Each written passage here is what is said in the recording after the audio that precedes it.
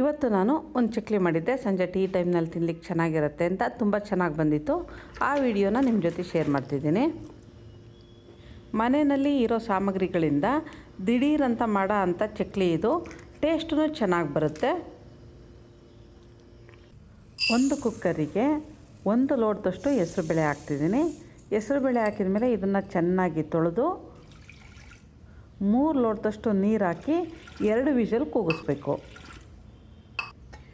ಈಗ ಮತ್ತೊಂದು ಬೌಲ್ ತೊಗೊಂಡು ಅದಕ್ಕೆ 4 ಲೋಟ ಅಕ್ಕಿ ಹಿಟ್ಟು ಹಾಕ್ತಿದ್ದೀನಿ. ಮಾಮೂಲಿ ನಾವು ರೊಟ್ಟಿ ಮಾಡಲಿಕ್ಕೆ ಬಳಸ್ತೀವಲ್ಲ ಅದೇ ಅಕ್ಕಿ ಹಿಟ್ಟನ್ನು ಇಲ್ಲಿ ಹಾಕ್ತಾಯಿದ್ದೀನಿ.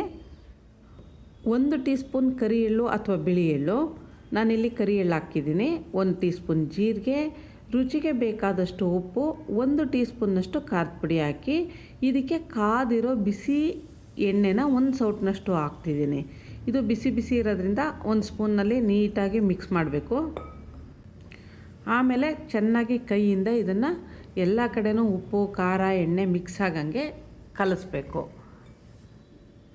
ಮುಷ್ಟಿನಲ್ಲಿ ಹಿಡಿದ್ರೆ ಈ ಥರ ಹೊಂದ್ಕೊಂಡು ಉಂಡೆ ಥರ ಆಗಬೇಕು. ಇಲ್ಲಾಂದರೆ ಇನ್ನೊಂದು ಸ್ವಲ್ಪ ಎಣ್ಣೆ ಹಾಕಿ ಮಿಕ್ಸ್ ಮಾಡ್ಕೋಬೇಕು.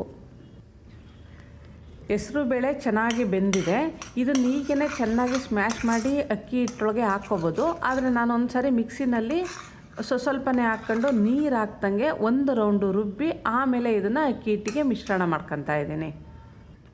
1 ರೌಂಡ್ ರುಬ್ಬಿರೆ ಸಾಕು. ನೋಡಿ ಚೆನ್ನಾಗಿ ಸ್ಮ್ಯಾಶ್ ಆಗಿದೆ ಇದು. ಈಗ ಇದನ್ನು ಅಕ್ಕಿ ಹಿಟ್ಟಿಗೆ ಹಾಕಿ ಕಲಸಿದ್ರೆ ಚೆನ್ನಾಗಿ ಹೊಂದ್ಕೊಳುತ್ತೆ. ಅಷ್ಟು ಹೆಸರುಬೇಳೆನೂ ನಾನು ಮಿಕ್ಸಿನಲ್ಲಿ ರುಬ್ಬಿ ಇದಕ್ಕೆ ಹಾಕ್ತಾಯಿದ್ದೀನಿ. ಇದನ್ನು ಚೆನ್ನಾಗಿ ನಾದ್ಕೋಬೇಕು. ಅಂದರೆ ಅಕ್ಕಿ ಹಿಟ್ಟು ಮತ್ತು ಹೆಸರುಬೇಳೆ ಎಲ್ಲ ಚೆನ್ನಾಗಿ ಹೊಂದ್ಕೊಳ್ಳೋ ತನಕ ಇದನ್ನು ನಿಧಾನವಾಗಿ ಚೆನ್ನಾಗಿ ನಾದಬೇಕು. ಇದನ್ನು ಕಲಿಸ್ಲಿಕ್ಕೆ ನಾನು ನೀರೇನು ಹಾಕಿಲ್ಲ. ಇದನ್ನೆಲ್ಲ ಚೆನ್ನಾಗಿ ಮಿಕ್ಸ್ ಮಾಡಿದ್ಮೇಲೆ ಈ ರೀತಿ ಹಿಟ್ಟು ರೆಡಿ ಆಗುತ್ತೆ. ಈಗ ಇದರಲ್ಲಿ ಸ್ವಲ್ಪ ಮಾತ್ರ ತಕ್ಕೊಂಡು ಇನ್ನು ಉಳಿದಿದ್ದನ್ನು ಹಾಗೆ ಮುಚ್ಚಿಟ್ಟಿದ್ದೀನಿ. ಸ್ವಲ್ಪ ಭಾಗ ಅಂದರೆ ನಾವು ಚಕ್ಲಿ ಒಳ್ಳಿಗೆ ಹಾಕ್ಲಿಕ್ಕೆ ಎಷ್ಟು ಬೇಕೋ ಅಷ್ಟನ್ನು ತಕ್ಕೊಂಡು ಕೈಯನ್ನು ಸ್ವಲ್ಪ ಒದ್ದೆ ಮಾಡ್ಕೊಂಡು ಚೆನ್ನಾಗಿ ನಾದ್ಕೋಬೇಕು. ಹೀಗೆ ಎಷ್ಟೆಷ್ಟು ಬೇಕೋ ಅಷ್ಟನ್ನೇ ಹಿಟ್ಟನ್ನು ತಕ್ಕೊಂಡು ಚೆನ್ನಾಗಿ ನಾದ್ಕೊಂಡು ಚಕ್ಲಿ ಒಳ್ಳಿಗೆ ಹಾಕ್ಕೋಬೇಕು. ಬಾಣಲಿನಲ್ಲಿ ಚಕ್ಲಿ ಕರೀಲಿಕ್ಕೆ ಅಂತೇಳಿ ಎಣ್ಣೆ ಹಾಕಿ ಕಾಯ್ಲಿಕ್ಕೆ ಇಟ್ಟಿದ್ದೀನಿ. ಅದು ಹದವಾಗಿ ಕಾದಿರಬೇಕು. ತುಂಬ ಹೊಗೆ ಬರೋಂಗೂ ಕಾದಿರಬಾರ್ದು, ತಣ್ಣಗೂ ಇರಬಾರ್ದು. ಒಂದು ಸ್ವಲ್ಪ ನೀರು ಹಾಕಿದರೆ ಚಟಪಟ ಅಂತ ಸಿಡಿಯುತ್ತೆ. ಅದಕ್ಕೆ ಎಣ್ಣೆ ಕಾದ್ಮೇಲೆ ಈ ಥರ ಚಕ್ಲಿನ ಡೈರೆಕ್ಟಾಗಿ ಬಾಣಲಿಗೆ ಹಾಕಬೇಕು. ಚಕ್ಲಿನ ಬಾಣಲಿಗೆ ಹಾಕಿದ ಮೇಲೆ ತಕ್ಷಣ ಅದನ್ನು ಅಳ್ಳಾಡಿಸ್ಬಾರ್ದು. ಸ್ವಲ್ಪ ಹೊತ್ತು ಬೆಂದ ಮೇಲೆ ಇದನ್ನು ತಿರುವಾಕಬೇಕು. ಕಾದಿರೋ ಎಣ್ಣೆಗೆ ಚಕ್ಲಿನ ಒತ್ತಬೇಕಾದ್ರೆ ಉರಿನ ಸ್ವಲ್ಪ ಕಡಿಮೆ ಮಾಡ್ಕೋಬೇಕು, ಇಲ್ಲಾಂದರೆ ಕೈಗೆ ಹಬೆ ತಗಲುತ್ತೆ. ಆಮೇಲೆ ಮತ್ತೆ ಮೀಡಿಯಮ್ ಊರಿನಲ್ಲಿ ಕರಿಬೇಕು.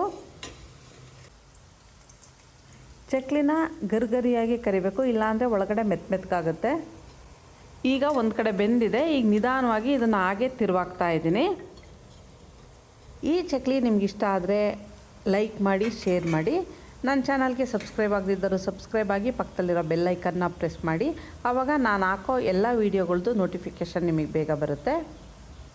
ಆಮೇಲೆ ಇನ್ನೊಂದು ಟಿಪ್ ಏನಂದರೆ, ಈ ಥರ ಡೀಪ್ ಫ್ರೈ ಮಾಡೋದು ಯಾವುದೇ ಐಟಮ್ಗಳ್ನೂ ಕರಿಬೇಕಾದ್ರೆ ಅದು ಸಣ್ಣ ಉರಿ ಇಟ್ಕೊಂಡಿದ್ರು ಅದನ್ನು ತೆಗಿಯೋಕ್ಕೆ 1 ನಿಮಿಷ ಮುಂಚೆ ಸ್ವಲ್ಪ ಉರಿ ಜಾಸ್ತಿ ಮಾಡ್ಕೊಂಡ್ರೆ ಎಣ್ಣೆನ ತುಂಬ ಹೀರ್ಕೊಳ್ಳಲ್ಲ.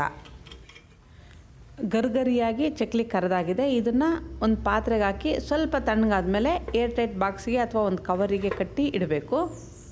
ಈಸಿಯಾಗಿ ಯಾರು ಬೇಕಾದರೂ ಈ ಚಕ್ಲಿ ಮಾಡ್ಬೋದು. ನೀವು ಮಾಡಿ ನೋಡಿ. ನಮಸ್ತೆ.